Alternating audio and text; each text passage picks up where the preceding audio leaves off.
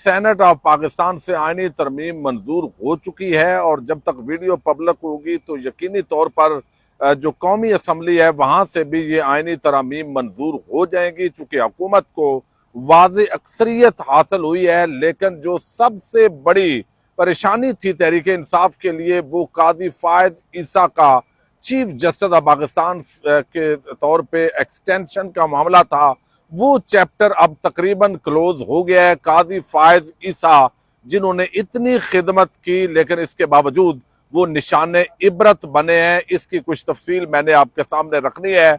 दूसरा, मौलाना फजल रहमान ने इस पूरे मामले के अंदर जो किरदार अदा किया है, क्या उन्होंने तहरीक इंसाफ के साथ डबल गेम की है? चूंकि बहुत सारे दोस्त इस हवाले से भी बात कर रहे हैं और अगर फजल रहमान तहरीक इंसाफ के मौक़िफ़ पर खड़े ना होते तो फिर क्या होना था, वो भी आपके सामने रखूंगा। और सेनेट ऑफ पाकिस्तान से ये जो तरमीम मंजूर हुई है इसके अंदर ये वोट यानी नंबर गेम कैसे पूरा किया गया है, चूंकि तहरीक इंसाफ का एक भी लोटा यहाँ पे बनाना नहीं पड़ा। ये नहीं कह सकते कि बनना नहीं था, चूंकि बंदे तो अगवा थे, लेकिन एक भी लोटा बनाए बगैर ये आईनी तरमीम पूरी हुई है। मैं आपको पूरी नंबर गेम आपके सामने रखूंगा कि ये 65 अराकीन किस तरह 2/3 अक्सरियत बनाई गई है। और इसके साथ ही जस्टिस मंसूर अली शाह जो अगले चीफ जस्टिस ऑफ पाकिस्तान होंगे, उनके इस आईनी तरमीम के अंदर किस तरीके से पर काट दिए गए हैं, यानी ये भी एक बड़ी डेवलपमेंट होगी। और एक और सवाल भी है, बहुत सारे लोग इसको डिस्कस कर रहे हैं, इन आईनी तरमीम के अंदर बड़ी खामियां भी मौजूद हैं। क्या आईनी तरमीम सुप्रीम कोर्ट ऑफ पाकिस्तान उड़ा सकती है? इस पे भी बात करेंगे हम। मैं उम्मीद करूंगा 1 बाय 1 ये सारी चीजें जो है उसका जो निचोड़ है वो इस वीडियो के अंदर आपके सामने रखूं। काजी फायज ईसा साहब ने जिस तरह इंसानी हकूक की पामालियों पे खामोशी इख्तियार की, इमरान खान के बुग़्ज़ और नफरत के अंदर बगैर उसने जो चीफ जस्टिस की कुर्सी थी उसको दागदार किया। आज अगरचे जो वजीर कानून और हुकूमती बहुत सारे लोग हैं, बिलावल जरदारी भी, वो उनको बड़ा खराज तहसीन पेश कर रहे हैं, चूंकि उनकी नौकरी उन्होंने भरपूर की है। लेकिन पाकिस्तानी कौम की नजरों से वो शख्स गिर गया है, चूंकि जब भी कोई शख्स ओहदे पे होता है, अभी 4 दिन और वो एक आफत के तौर पे यहाँ पे रहेंगे, लेकिन अब तकरीबन 98% यही है, 99% कि वो चीफ जस्टिस नहीं होंगे। लेकिन अभी भी हुकूमत उनको बरकरार रख सकती है। मैं ये आगे चलकर इस आईनी तरमीम के तनाज़ुर में आपके सामने रखूंगा। लेकिन चूंकि अब अगला जो चीफ जस्टिस है वो काजी फायज ईसा के बजाय जस्टिस मंसूर अली शाह होंगे। लेकिन आप देखिए कि ये सारी चीजें काजी साहब करते रहे और आज उनके हवाले से ये वजाहतें आती रही कि जो वजीर कानून है वो बताते हैं कि मुझे 3 बार मैं मिला हूं 6 महीने में और काजी साहब ने कहा है जी मैं एक्सटेंशन में कोई इंटरेस्टेड नहीं हूं, और अगर वो कोई बन भी जाए तो मैं बाद में जो है वो देखूंगा। मेरा ख्याल है ये उन्होंने काजी साहब की ना रही सही थोड़ी बहुत जो रत्ती बार इज्जत थी उसको बचाने की कोशिश की है, वरना काजी साहब यहाँ पे चीफ जस्टिस हैं तो वो 1 हफ्ता 2 हफ्ते 4 हफ्ते पहले ऐलान कर देते। यानी इतने केसेस उन्होंने सुने हैं और बार बार उन पे इल्जामात आए हैं कि आप 63A का फैसला इस वक्त क्यों कर रहे हैं, आप इलेक्शन कमीशन की सहूलतकारी क्यों कर रहे हैं, आप तहरीक इंसाफ की जो नशिस्तें हैं जीती हुई वो क्यों कम कर रहे हैं और वो बाकी जो हुकूमत है उसकी क्यों बढ़ा रहे हैं। तो ये जितने इकदामात पहले दिन से लेकर आज तक किए जा रहे थे, ये कहना बिल्कुल इसके अंदर कोई वजन नहीं है कि काजी साहब अपनी एक्सटेंशन के लिए नहीं कर रहे थे। लेकिन जब मुखालफत हुई, जब माहौल बना, जब तहरीक इंसाफ के लोगों ने आवाज बुलंद की, जब पाकिस्तान की आवाम ने देखा और हर जगह पे बयान किया कि ये शख्स लालची तरीन घटिया लेवल पे गिर गया है, नीचे गिर गया है और अब ये जो कुछ कर रहा है अपनी एक्सटेंशन के लिए कर रहा है, और अगर वो एक्सटेंशन ले लेता जुल्म मजीद भी होना था, करता, लेकिन अवाम की नजरों के अंदर वो तकरीबन गिर चुका था। तो आखिरी दम तक काजी फायज ईसा साहब ने अपनी एक्सटेंशन की कोशिश की है। वो मुमकिन है अगले 2-3 दिन भी करें, चूंकि अब जो ये आईनी तरमीम है इसके तहत जो जुडिशियल कमीशन बना है, ये जो जुडिशियल कमीशन है इसकी फॉर्मेशन और एक जो है वो कमेटी है। कमेटी ने आईनी बेंच तश्कील देना है, याद रखें। उस कमेटी के अंदर 12 अरकान होंगे और उसमें 6 अपोजिशन के और 6 हुकूमत के होंगे। अब अपोजिशन से मुराद सिर्फ तहरीक इंसाफ नहीं है, हुकूमत के अलावा तमाम जमातें जो उनकी नुमाइंदगी होगी उसके मुताबिक अब वो दिया जाएगा। तो जो बेंच की तश्कील है वो करेगी यानी अपोजिशन और हुकूमत।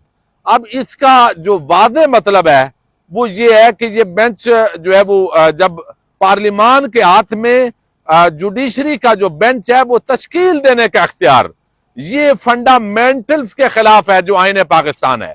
इस बुनियाद पर सुप्रीम कोर्ट ऑफ पाकिस्तान के अंदर बाद आईनी माहिरीन का ख्याल है कि ये पिटीशन जाएगी और इसके ये जो हिस्से हैं 26वीं आईनी तरमीम के, ये उड़ जाएंगे। अच्छा, इसके अंदर कुछ और भी खामियां हैं और उसके अंदर जो है वो अब फुल कोर्ट तश्कील देना हो। एक आईनी बेंच बन गया, वो 5 अरकान पर मुश्तमिल होगा, या वो जो हुकूमत और अपोजिशन वो कमेटी करेगी। अब किसी आईनी मसले के अंदर फुल कोर्ट बनाना है तो वो इख्तियार भाई किसका होगा? वो क्या उस बेंच का होगा या वो पिछली कमेटी का होगा? तो अगर तो फुल कोर्ट बनाने हैं पार्लियामेंट ने, पार्लिमानी कमेटी ने, तो फिर जजेस ने यहां बैठ के करना क्या है भाई? यानी ये इसके अंदर अभी बड़ी खामियां हैं। तहरीक इंसाफ की जो टीम है अभी तक वो उस तरह की खामियां सामने बदकिस्मती से नहीं ला सकी, वो लाएंगे, बड़े काबिल लोग हैं। अच्छा, अब ये जो जुडिशियल कमीशन है उसका भी इस 26वीं आईनी तरमीम के अंदर जो है वो तब्दीली की गई है, जिसके अंदर एक चीफ जस्टिस होगा, यानी नए जजेस जो बनाने होंगे उसके लिए जुडिशियल कमीशन, उसके अंदर कौन कौन होगा, ये इस तरमीम की गई है 26वीं आईनी तरमीम। यानी इसके अंदर चीफ जस्टिस होगा, 4 सीनियर जजेस होंगे, अटॉर्नी जनरल होगा, वजीर कानून होगा, 2 अरकान अपोजिशन के, 2 अरकान जो है वो हुकूमत के, 1 नुमाइंदा बार काउंसिल का, 1 स्पीकर की नामजद करदा खातून या अकलियत। अब स्पीकर भी होगा हुकूमत का, तो ये भी आप हुकूमत के कोटे में गिन लें। अच्छा, बार काउंसिल इस वक्त अगर मैं देखूं तो बार काउंसिल जो है वो हुकूमत की है, एहसन भून ग्रुप।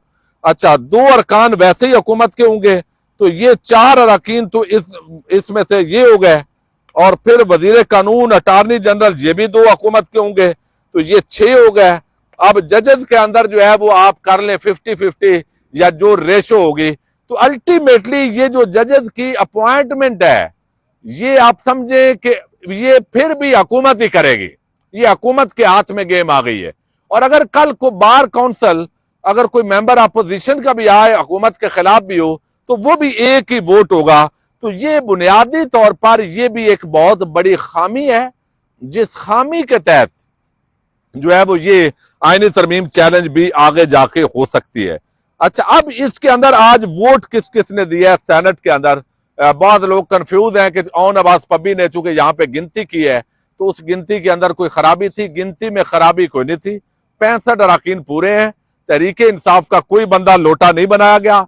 इसमें पीपल्स पार्टी के 24 सेनेटर हैं, नून लीग के 19 हैं, जमीयत उलमा इस्लाम फजल रहमान साहब के 5 हैं, बाप पार्टी के 4 हैं, MQM के 3 हैं, ANP के 3 हैं, BNP मेंगल के जो अगवा किए गए थे मुबैना तौर पर वो 2 हैं, PMLQ काफ लीग का 1 है, और 4 आजाद हीरे हैं। ये हीरे जो रखे गए हैं सॉरी, ये कौन कौन से हैं? मोहसन नकवी है, इसके अंदर फैसल वाडा है, अब्दुल कादर है, और अनवारुल्लाह काकड़ जो निगरान वजीर आजम था। तो ये 4 मिला के टोटल 65 वोट इसके जरिए ये तरमीम जो है वो सेनेट से हुई है। यहां तहरीक इंसाफ का कोई नहीं लोटा हुआ, लेकिन कौमी असम्बली के अंदर 3 बंदे लोटे सामने आएंगे। उनके नाम अभी चूंकि मुख्तलिफ आ रहे हैं, तो जितने बंदे उठाए गए थे वो इस तरतीब से उठाए गए थे कि अगर मौलाना फजल रहमान साथ नहीं देते तो फिर हमारा नंबर पूरा होगा। वो PTI के 9 या 11 अरकान और जो सेनेट के हैं उनके सेनेटर 2, वो जो चाहिए थे वो उठाए गए थे।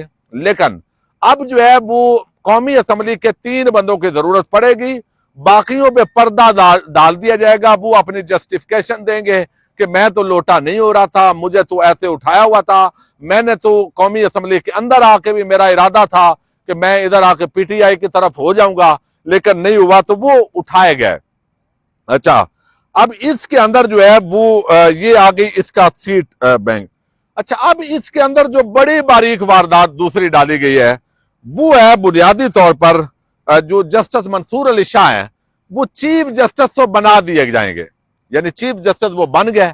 कादी फायद ईसा अपनी नौकरी चाकरी मुल्क के खिलाफ, अवाम के खिलाफ, बुनियादी इंसानी हकूक को पामाल करके, इमरान खान की दुश्मनी में चीफ जस्टिस की कुर्सी की तौहीन करके, यानी उसके इतने जराइम हैं, इतने यानी वो चीजें हैं जो उसको तारीख फैसला करेगी कि वो किस कूड़ादान के अंदर जो है तारीख उसको फेंकती है, यानी कूड़ा भी उसको कबूल नहीं करेगा। ये लेवल उसका, उसने इतना नीचे गया है।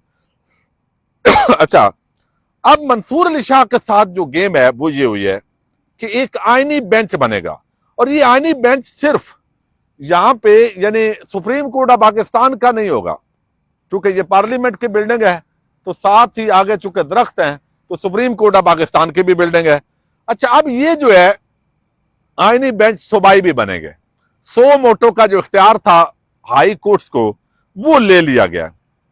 अच्छा, अब इसके साथ अल्टीमेटली जो सीनियर जज होगा वो बनाएगा, जो कमेटी होगी वो आईनी बेंच बनाएगी, तश्कील देगी, और वो हुकूमत और अपोजिशन पर मुश्तमिल होगी। उसके अंदर 2/3 अक्सरियत भी चाहिए होगी। अच्छा, अब इसके अंदर जो आईनी बेंच होगा वो, अब इसकी जो फॉर्मेशन है वो बगैर इस वक्त ये लगती है कि काजी यानी ये justice Mansoor Ali Shah chief justice of Pakistan होंगे। वो सुप्रीम कोर्ट, अब यानी पहले आईनी अदालत थी तो आईनी अदालत ही इधर भी कर दी गई है प्रैक्टिकली, सिर्फ उसका नाम आईनी बेंच है, आईनी अदालत नहीं है, नाम तब्दील हुआ है, काम उसका वही है। यानी चीफ जस्टिस ऑफ पाकिस्तान जो है उसकी मर्जी से या वो उसका हिस्सा नहीं होगा, बाकी जो सीनियर जजेस हैं वो उसमें जो है वो एक हिस्सा होगा, और बाकी वो जजेस जो है वो पार्लिमानी कमेटी फैसला करेगी। तो ये जो आईनी बेंच होगा बुनियादी तौर पर आप यूं समझिए कि कादी फायद ईसा चीफ सॉरी वही अभी नाम जो है वो आता है, justice Mansoor Ali Shah chief justice of Pakistan बन गए। यानी अल्टीमेटली 3 का पैनल होगा, 3 में से एक चीफ जस्टिस बनना है। अब ये यकीनी तो नहीं है लेकिन लगता ऐसे है, अभी जो हुकूमत ने एश्योरेंस दी है मौलाना फजल रहमान को, उसके मुताबिक जस्टिस मंसूर अली शाह ही चीफ जस्टिस ऑफ पाकिस्तान होंगे। अच्छा, मंसूर अली शाह चीफ जस्टिस बन गए, वरना याहिया अफरीदी भी बन सकते हैं, चूंकि उसके अंदर है वो इख्तियार तो है, 3 का पैनल होगा। चीफ जस्टिस की अपॉइंटमेंट के लिए 3 का पैनल भी इस 26वीं आईनी तरमीम के अंदर है। अच्छा, अब इसके अंदर जो है याहिया अफरीदी, जैसे याहिया अफरीदी, उनको आईनी बेंच का सरबराह बना दिया जाएगा। तो अमली तौर पर आप देखेंगे आईनी अदालत तो नहीं लेकिन आईनी बेंच के जरिए जो है वो वही फॉर्मेशन बन गई है, वही तरीका बना है जिसके तहत जो है वो सारे अख्तियार तो वो आईनी बेंच के पास होंगे, और जब वो थोड़ी सी आगे पीछे करेगी तो वो बेंच तब्दील भी कर लेंगे।